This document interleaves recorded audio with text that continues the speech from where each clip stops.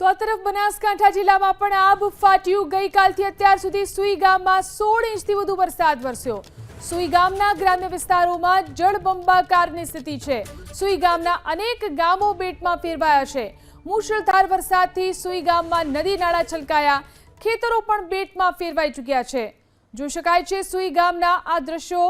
સુઈ ગામ અને તેની આસપાસનો જે વિસ્તાર છે, અહીં ગઈકાલે 16 ઇંચથી વધુ વરસાદ ખાબકી ચૂક્યો છે, જેના કારણે આ વિસ્તાર જાણે કે બેટમાં ફેરવાઈ ચૂક્યો છે। સુઈ ગામના ગ્રામ્ય વિસ્તારોમાં આવી જ રીતે જળબંબાકારની સ્થિતિ જોવા મળી રહી છે। અનેક ગામો આ રીતે બેટમાં ફેરવાયા છે। મુશળધાર વરસાદથી સુઈ ગામમાં નદી નાળા પણ છલકાઈ રહ્યા છે, ખેતરો પણ બેટમાં ફેરવાઈ ચૂક્યા છે। તો સુઈ ગામનો સરહદીય વિસ્તાર અને જે રીતે ત્યાં વરસાદ ખાબક્યો, 16 ઇંચ જેટલો વરસાદ આ વિસ્તારની અંદર વરસ્યો, જેના કારણે આ પરિસ્થિતિ જોવા મળી રહી છે। અહીં સુઈ ગામ અને તેની આસપાસના જે ગ્રામ્ય વિસ્તારો છે તે બેટમાં ફેરવાઈ ચૂક્યા છે।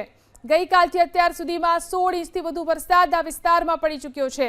બનાસકાંઠા જિલ્લામાં જાણે કે આબ ફાટ્યું હોય તેવી સ્થિતિ છે।